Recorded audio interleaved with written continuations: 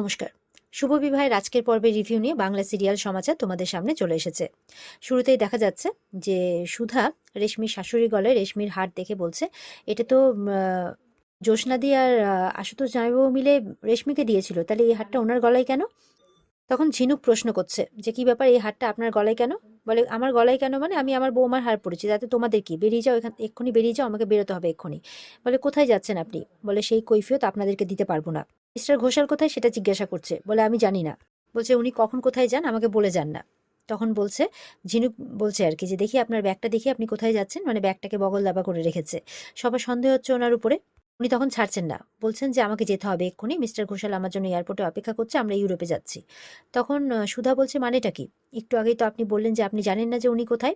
বলে অত কৈফিয়ত আপনাদেরকে দিতে পারবো না, আপনারা বেরোন। তখন কিন্তু ঝিনুক ব্যাগটাকে কাড়াচ্ছে, দেখি আপনার ব্যাগে কি আছে, আর আপনার আইডি কার্ড, পাসপোর্ট। সুধা বলছে দেখি ওই সব কোথায় আছে।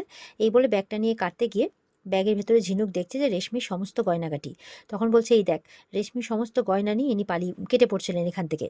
তখন তো সবার সন্দেহ আরও বেড়ে যায়। এবার ব্যাগটা নিয়ে টানতেই পাসপোর্টটা নিচে পড়ে যায়, আর সেখানে পরিষ্কার মেরি গোমস লেখা আছে। তখন তেজ জিজ্ঞাসা করছে কি ব্যাপার, আপনার নাম মেরি গোমস কেন? তখন সবাই বুঝতে পারে যে এখানে নিশ্চয়ই কোনো বড় একটা খেলা চলছে। ওদিকে রণজয় কিন্তু রেশমিকে নিয়ে গাড়িতে করে রওনা হয়ে গেছে। তো রেশমি দেখছে তাকে অন্য রাস্তায় নিয়ে যাওয়া হচ্ছে। তখন বলছে কি ব্যাপার রণজয়, এয়ারপোর্টের রাস্তা তো এদিকে নয়, আমরা কোথায় যাচ্ছি? বলছে তুমি হয়তো টিকিটটা ভালো করে দেখোনি যে আমাদের দুদিন পরে ইউরোপে যাওয়া আছে। বলে তাহলে আমরা এখন কোথায় যাচ্ছি? বলছে আমরা আমাদের গুরুদেবের আশ্রমে যাচ্ছি, পঞ্চগড়। তখন বলছে যে তুমি তো ঠাকুর দেবতা মানো না, তাহলে এরকম গুরুদেবের আশ্রমে যাচ্ছি যে? রণজয় বলছে মূর্তি পূজাতে আমি বিশ্বাসী নই, কিন্তু উনি আমার গুরুদেবের মতো, আমি ওনার কথা মেনে চলি। রণজয় বলছে উনি আমাকে সবসময় ভালো পথই দেখান। তখন রেশমি বলছে বাহ, তাহলে এরকম একটা মানুষের সাথে দেখা করে তো আমারও ভালোই লাগবে। তো রেশমি তো রণজয়ের কথা শুনে খুব খুশি হয়ে যায়, ভাবছে কতই না ভালো ছেলে। তো বলছে যে সত্যি আমি আজকে তোমার উপরে খুব প্রাউড ফিল করছি। তখন রণজয় তো মনে মনে হাসছে যে গুরুদেবের আশ্রমে গিয়েই তুমি বুঝতে পারবে যে ওখানে তোমার জন্য কি অপেক্ষা করছে। এদিকে সুধা আর ঝিনুক মিলে কিন্তু সেই মহিলাকে বেঁধে ফেলেছে চেয়ারে। আর ও তো বলেই যাচ্ছে যে আমাকে ছেড়ে দিন, আমি কিছু জানি না। বলে এবার সত্যি করে বলুন যে আসল ঘটনাটা কি? আপনার ব্যাগ থেকে এতগুলো টাকা বেরিয়েছে, রেশমির সমস্ত গয়না বেরিয়েছে, আপনি তো সেগুলো নিয়ে পালানোর প্ল্যান করছিলেন। বলে আমি সেগুলো বলতে বাধ্য নই আপনাদেরকে। টেস্ট বলছে বা বলতে তো আপনাকে হবেই, না হলে কিন্তু আমরা আপনাকে পুলিশে দেব। তখন বলছে যে আমি কিছু জানি না, আমি কটা টাকার লোভেই শুধু করেছি। তখন বলছে সুধারা, তার মানে ওই রণজয় আপনাকে এতগুলো টাকা দিয়েছে তাই তো? বলে হ্যাঁ, আমি সামান্য থিয়েটার আর্টিস্ট, মাসে একটা দুটো কাজ করে আমার পেট চলে, সেই জায়গায় ও আমাকে এতগুলো টাকা অফার করেছে, তাই আমি মানে অভিনয়টা চালিয়ে গেছি, ওর মা সেজে থেকেছি। তো সবাই তো বুঝতে পারে যে রণজয় কত বড় একটা প্ল্যান করেছে, আর এই প্ল্যানটা অনেক দিন থেকেই করেছিল। সুধা বলছে আমি এই ব্যাপারটা আগে থেকেই সন্দেহ করেছিলাম, যখন ইনি বাড়িতে প্রথম এসেছিলেন আর হোঁচট খেয়ে পড়ে ও ক্রাইস্ট বলেছিলেন। তো তখন থেকেই মানে সন্দেহটা আমার বেড়ে গিয়েছিল। এবার তো সবাই রেশমিকে নিয়ে চিন্তা করছে। ওদিকে সমুদ্র, এদিকে তেজ, যে রেশমিকে নিয়ে গিয়ে কোথাও যদি ওরা কিছু খারাপ করে ওর সাথে, তখন কি হবে? তো এবার জিজ্ঞাসা করছে সত্যি করে বলুন যে রেশমি কোথায় আছে। বলে আমি কিচ্ছু জানি না, তবে ওরা রেশমিকে নিয়ে অনেক দূরে কোথাও চলে গেছে। তো এবার ওরা কোথায় খুঁজবে এটাই চিন্তা ভাবনা করছে। তখন কিন্তু ঘরের মধ্যে একটা আওয়াজ শুনতে পায় সুধা। আওয়াজ শুনতে পেয়ে সবাই চারিদিকে ছড়িয়ে পড়ে আর এদিক ওদিক খুঁজতে থাকে। এরপরে সুধা চিৎকার করে তেজকে ডাকছে, তখন সবাই দৌড়ে সুধার কাছে যায়। ওদিকে আশুতোষ বাবু এই কেসের সঙ্গে সঙ্গে একটা মেয়ে পাচারকারী কেসেরও তদন্ত করছেন। সেখানে জানতে পেরেছেন, মানে সেখানে এই মানে ঘোষালদের বাড়ির একটা লিঙ্ক পেয়েছেন। মানে তখন বুঝতে পারেন যে এই মেয়ে পাচার চক্রের সঙ্গে এই বাপাদিত্য ঘোষাল আর তার ছেলে রণজয় ঘোষালও যুক্ত আছে। এদিকে কাজের মেয়েটাকে এবার নিয়ে এসছে, কাজের মেয়েটাকে মুখ বেঁধে হাত বেঁধে ঘরের মধ্যে ঢুকিয়ে রেখেছিল। তো বলছে তোমার এই অবস্থা কে করলো? তখন সেই কাজের মেয়েটা বলছে ওই বাপাদিত্য ঘোষাল, মানে তার কিছু কথা সে শুনে ফেলেছিল, সেই জন্য তাকে এরকমভাবে বেঁধে রেখেছে। এবার সুধারা জানতে চাইছে বলো তুমি কি জানো, কিন্তু সে মুখ খুলতে চাইছে না, বলছে না হলে আমাকে মেরে ফেলবে বড়বাবু।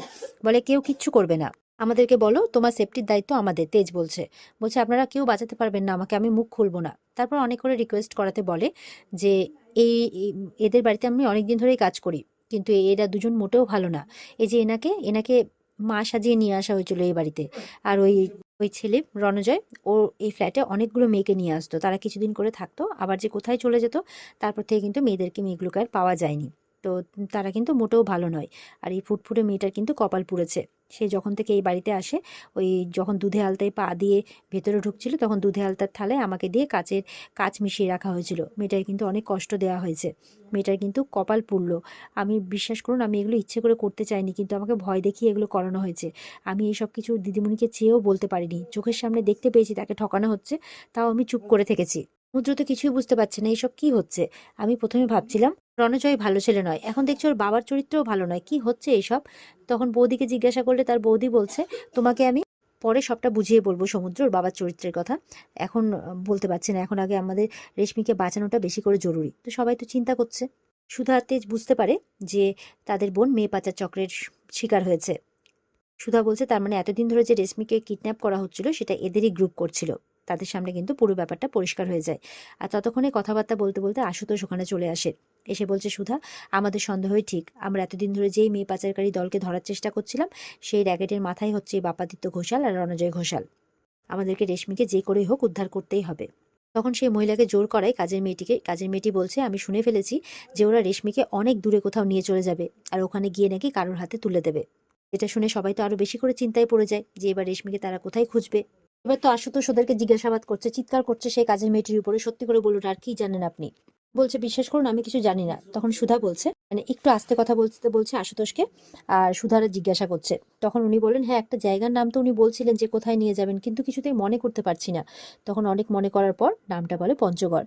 তেজ বলছে, এই জায়গাটা তো আমি জানি না, আমি চিনতে পারছি না।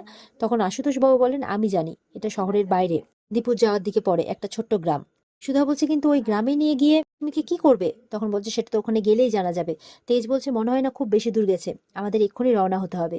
আশুতোষ বাবু বলছেন, চিন্তা করবেন না, সব দিকে একদম চেকিং চলছে, কোনো ক্লু পেলে আমাদেরকে অবশ্যই জানাবে, ততক্ষণ আমরা রওনা হয়ে যাই। এদিকে চারপাশে তো পুলিশের চেকিং চলছে।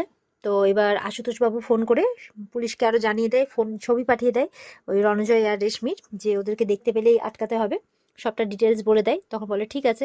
এবার রণজয় যেতে যেতে দেখে কি ব্যাপার, সামনে তো জ্যাম। গাড়ি থেকে নেমে দেখে পুলিশের চেকিং চলছে। বলছি, এর মধ্যে পুলিশও লাগিয়ে দিল আমার পেছনে, মানে পুলিশের কথাটা শুনেছে তো, ছবিটা পাঠিয়েছে, তাই সেই পুলিশ আরেকজন হাবলদারকে বলছিল আর কি যে এই যে এটা আশুতোষ বাবু শালিকা আর জামাই, তো শালিকা তার বর আর কি, তো তাদেরকে আটকাতে হবে যে করেই হোক। কথাটা শুনে ফেলে, তো বলছে এর মধ্যে পুলিশও লাগিয়ে দিল, এবার কি করব, কি করে এখান থেকে বেরোবো। এই বলে যখনই বেরোতে যায় সেই পুলিশ কিন্তু দেখে নেয় রণজয়কে, বলছে এই থাম থাম থাম। এবার তো রণজয়ের কাছে গেছে রণজয়কে ধরার জন্য। রেশমি দৌড়ে এসেছে, কি ব্যাপার রণজয়, কি হচ্ছে এখানে, কি বলছে ওরা তোমাকে? বলে, দেখো না রেশমি, তোমার দাদা বৌদি আবার আমাকে ফাঁসানোর চেষ্টা করছে, আমি নির্দোষ, আমাকে আবার বলছে থানায় নিয়ে যাবে। তো রেশমিকে বলছে অন্য গাড়িতে বসতে, তাদের স্যার আসছেন, আর রণজয়কে গাড়িতে তুলতে বলছে। তো এবার রেশমি বলছে, না না না, কিছুতেই নিয়ে যেতে দেবো না। আর রণজয় বলেই যাচ্ছে তোমার দাদা বৌদি আবার আমার বিরুদ্ধে কনস্পিরেসি করেছে, এরা আমাকে ধরে নিয়ে গেলে মেরে ফেলবে, আর তোমার সাথে আমার দেখা হবে না, আমরা আলাদা হয়ে যাবো, এইসব বলে রেশমির মাথা খাচ্ছে আবার। রেশমি তখন কি করে, রণজয়কে বাঁচাতে সে পুলিশের মানে বন্দুকটা নিয়ে নেয়, আর নিয়ে তাদের দিকে তাক করেছে যে ওকে ছেড়ে দিন, নাহলে কিন্তু আমি গুলি চালিয়ে দেবো, গুলি চালিয়ে দেবো। এবার পুলিশগুলো কি করবে, ওই বন্দুক দেখাতে দেখাতে রেশমি আর রণজয় দৌড়ে পালিয়ে যায় সেখান থেকে। পালাতে পালাতে অনেকটা দূর চলে যায়, আর পুলিশগুলো কি করবে বুঝে পায় না। তখনই কিন্তু মানে সুধারা ওখানে চলে আসে, আর এসে বলছে, রেশমি কোথায়, রেশমি কোথায়। পুলিশের কাছে শুনতে পারে তারা পালিয়েছে। এবার তো আশুতোষ বাবু খুবই রেগে যান, ওদেরকে উল্টো বকা দিচ্ছে, এটা কি করে হলো, আপনারা থাকতে কি করে সম্ভব হলো। এবার তেজ আর সুধা চিন্তা করছে যে ওরা কোন দিকে যেতে পারে, এবার কি করে খুঁজবে। আর এখানেই কিন্তু আজকের পর্ব শেষ হয়ে যায়। তো এই ছিল আজকের পর্বের রিভিউ। ভালো লেগে থাকলে পর্বকে লাইক কমেন্ট করে জানাতে ভুলবে না, আর আমাদের সাথে জুড়তে চ্যানেলকে সাবস্ক্রাইব করতে ভুলবে না। দেখা হচ্ছে তোমাদের সাথে আগামীকালকে। সবাই খুব ভালো থাকবে। আজকের মতো পর্ব এই পর্যন্তই। পর্বের বিস্তারিত দেখতে অবশ্যই স্টার জলসার পর্দায় চোখ রাখবে। টাটা।